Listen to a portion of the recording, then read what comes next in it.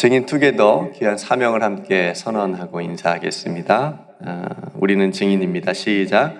우리는 증인입니다. 우리는 성령의 능력을 얻는 증인, 예수를 증거하는 증인, 함께 자라나는 증인입니다. 아멘. 잠언 말씀을 계속해서 나누고 있습니다. 오늘은 5장 전체를 함께 읽었습니다.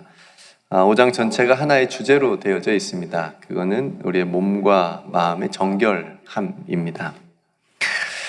솔로몬이 자신의 아들들에게 이렇게 정결하라, 음녀의 유혹에 빠지지 마라, 이렇게 강조할 수밖에 없었습니다. 왜냐하면 자신이 이 부분에서 실패를 경험했기 때문에 그렇습니다.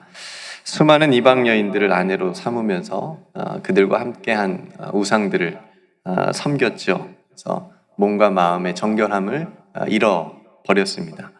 그렇기 때문에 솔로몬은 더더욱 정결한 삶에 대해서, 신앙에 대해서, 몸에 대해서 그 중요성에 대해서 강조하고 있습니다. 먼저 1절과 14절 말씀들을 통해서 솔로몬은 정결한 삶을 위하여서 음녀의 유혹에 빠지지 말라라고 얘기를 합니다. 앞에서 계속해서 강조를 했듯이 우리가 유혹에 빠지지 않는 방법은 하나님을 경외하는 지혜를 갖는 겁니다. 그리고 악을 멀리하는 명철을 가지는 겁니다. 그래야 이겨낼 수가 있습니다. 그래서 오늘 1절과 2절에도 내 아들아 내 지혜에 주의하며 내 명철에 귀를 기울여서 근신을 지키며 내 입술로 지식을 지키도록 하라. 지혜와 지식을, 명철을 가지고 음녀의 유혹을 잘 이겨내라 라고 얘기를 합니다. 그러니까 만약 지혜를 무시하고 명철에 귀를 기울이지 않고 근신하지도 않으면 얼마나 쉽게 음녀의 유혹에 빠질 수 있는지, 빠질 수밖에 없는지 솔로몬은 음녀의 유혹에 대해서 이렇게 얘기를 합니다. 3절과 6절 말씀 보시면 대저 음녀의 입술은 꿀을 떨어뜨리며 그의 입은 기름보다 미끄러우나 나중은 쑥같이 쓰고 두 날 가진 칼같이 날카로우며 그의 발은 사지로 내려가며 그의 걸음은 수울로 나아가느니 그는 생명의 평탄한 길을 찾지 못하며 자기의 길이 든든하지 못하여도 그것을 깨닫지 못한다. 이렇게 얘기합니다. 꿀을 떨어뜨리는 달콤함, 기름보다 미끄럽듯이 그렇게 자연스럽게 유혹은 다가온다라고 하는 거죠. 빠질 수밖에 없다라고 하는 겁니다. 잠언에서 말하는 음녀는 특별히 자신의 어떤 배우자를 버리고 육신의 정욕을 따라서 사는 사람을 뜻합니다. 음녀라고 했으니까 여인을 뜻하긴 하겠죠. 남자는 예외도 아니고요. 그래서 특별히 신전에서 우상을 섬기는 일을 합니다. 그러면서 그러니까 배우자가 있으면서 그런 일들도 하고, 그래서 우상에게 땅의 풍요와 어떤 안정을 위한다는 명분으로 매춘을 합니다. 당시에 다 많이 그랬습니다. 그래서 그들의 입에서 나오는 말은 꿀처럼 달고 달콤했던 거죠. 그러니까 명분이 있으니까 이렇게 해야 성공하고 하나님, 신이 복을 주신다, 우상이 복을 주신다, 이렇게 하는 것이죠. 사기꾼들이 그런 말들을 잘하죠. 이것만 해봐, 이건 분명히 되는 거야, 이거 성공하는 거야, 투자해봐, 이런 식으로 이제 유혹을 하잖아요. 다 달콤합니다. 그런 것처럼 음녀의 유혹도 그렇다는 거죠. 그런데 그 유혹은 쑥같이 쓰고 칼같이 날카로운 것이다. 감춰져 있다라고 하는 거죠.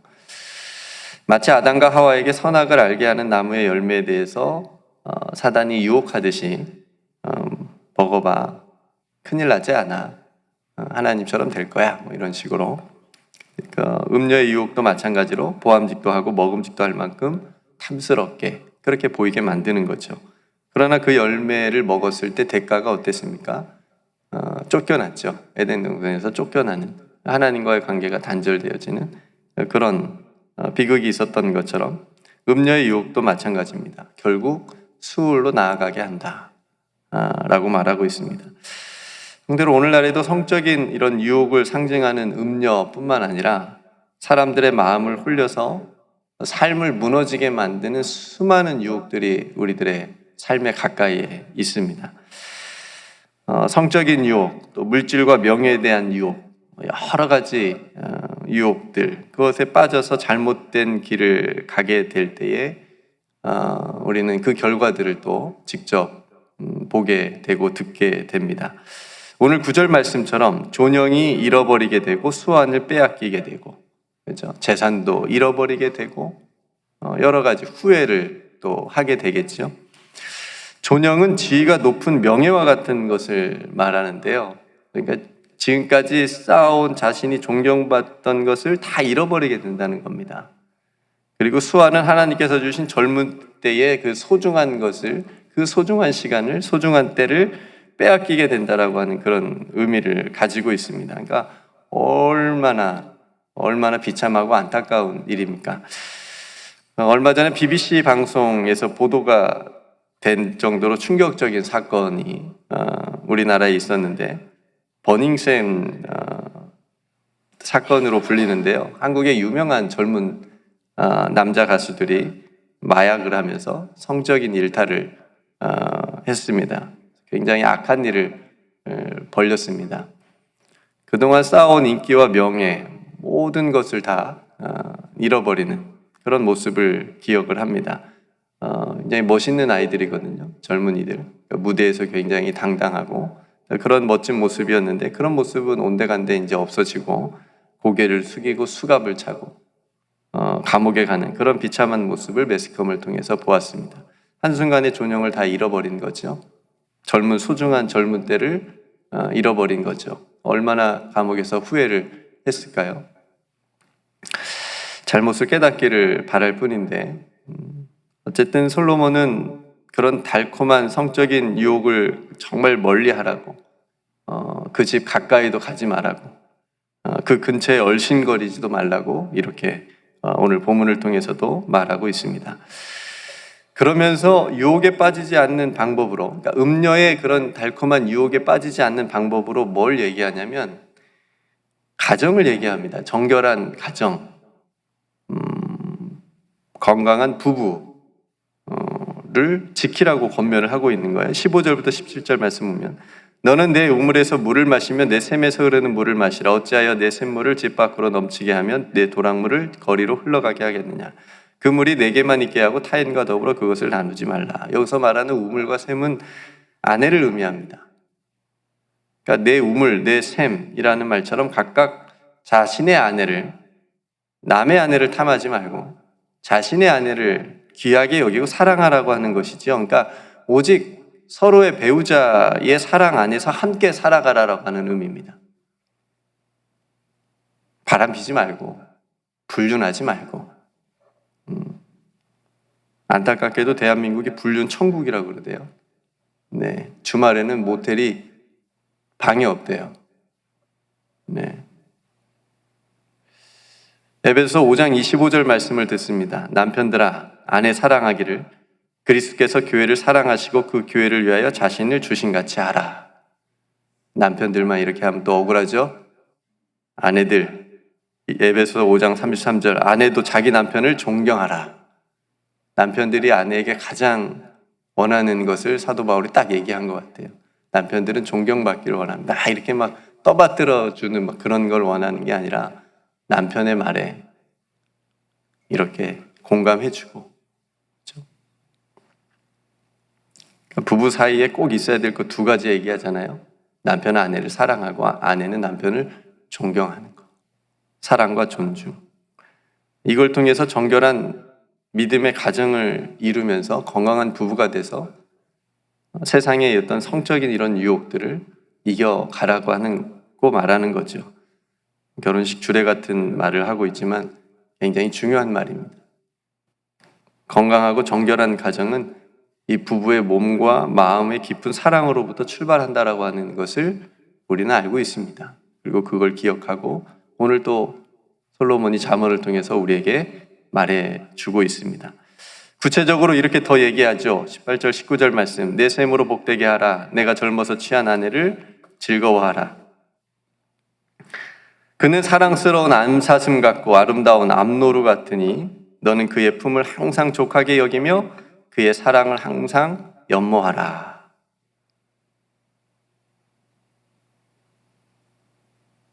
성도 여러분, 아직도 사랑하는 아내가 암사슴 암노루 같이 보이십니까? 우리 이금상 집사님, 이영애 권사님 그렇게 암사슴 암노루 같이 보이십니까? 혹시 아내가 암사자로 보이면 안 될까요? 남편이 숫사자면 괜찮은데 남편은 사슴인데 아내가 사자면 관계가 쉽지 않을 것 같습니다. 사랑하는 남편이 늠름하고 멋진 숫사슴 순노루처럼 보이십니까, 권사님? 이성욱 권사님?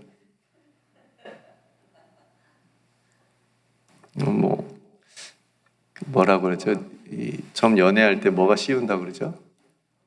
눈꺼풀이 다 벗겨진 지가 몇십 년 전이지만 그래도 아내와 남편을 서로 사랑하는 마음을 가지고 바라보고 있는지. 그러니까 우리들의 모든 삶에서는 예수님이면 족합니다라고 하는 고백이 중요하죠.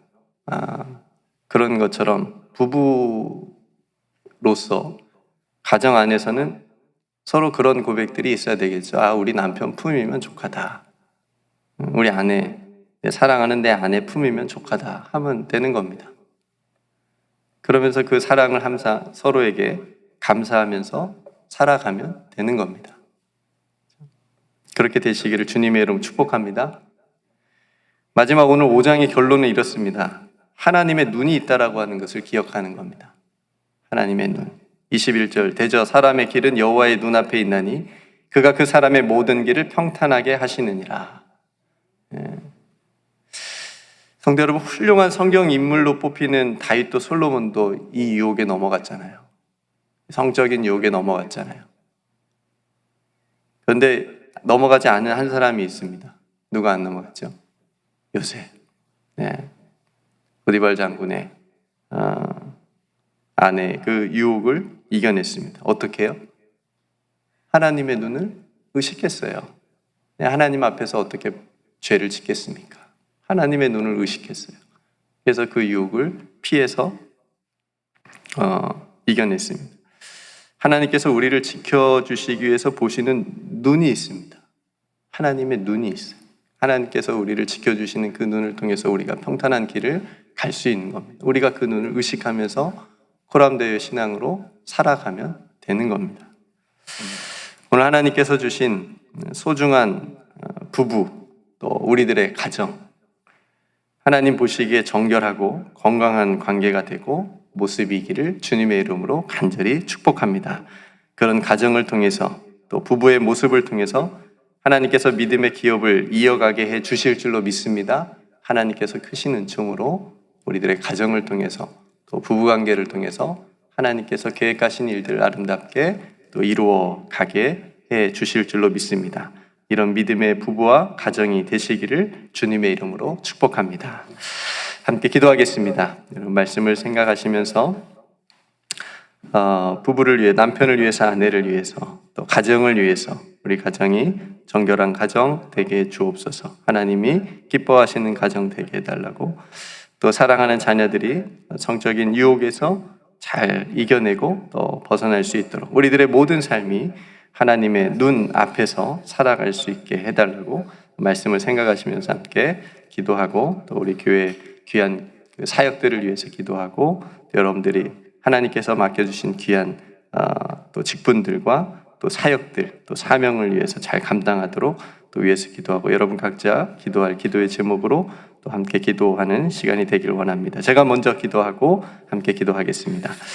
하나님 감사합니다. 오늘 또 사랑하는 성도들과 함께 또 지혜 잠언의 말씀을 함께 나누었습니다. 세상이 참 유혹이 많습니다. 우리가 한눈 팔게 되면 금방이라도 넘어가게 되어지는 그런 달콤함과 자연스러움이 있습니다. 하나님 눈 앞에서 저희들이 항상 살아가게 하여 주옵소서. 그리고 무엇보다 건강한 부부의 관계가 되게 해주시고 또 정결한 가정이 되어서 아버지 하나님, 이 유혹이 많은 이 세상에서 하나님이 기뻐하시는 그런 믿음의 가정으로 또 믿음의 부부로 세워져 갈 수 있도록 축복하여 주옵소서. 서로를 바라볼 때에 사랑과 존중의 마음으로 부부가 서로 바라보게 해 주시옵시고, 또 서로를 위해서 누구보다도 가까운 관계로 하나님께서 부부가 되게 하셨사오니 기도하게 하여 주시고 또 품을 수 있도록 하나님께서 은총을 베풀어 주시옵소서. 오늘 또 사랑하는 성도들의 모든 가정 아버지 하나님께서 말씀으로 세워 주시옵시고 또 모든 가정들이 기도할 때에 그 기도의 제목을 하나님 들어 응답하여 주옵소서. 특별히 가족 안에 연약한 자가 있다면 아버지 하나님께서 어루만져 주셔서 또 치유되어지고 회복될 수 있도록 하나님 크신 은총을 베풀어 주시옵소서. 사랑하는 성도들 하나님 앞에 기도할 때에 하나님 깊이 만나는 시간 되게 하여 주시옵시고 오늘 하루도 온종일 주님과 함께 동행하고 주님께서 말씀하여 주시는 대로 우리가 걸어가고 순종할 수 있는 그런 하루가 될 수 있도록 함께하여 주옵소서. 오늘 또 우리에게 주신 귀한 은혜를 우리가 붙잡고 살아가기를 간절히 소망하오며 사랑이 많으신 예수님의 이름으로 기도드리옵나이다. 아멘.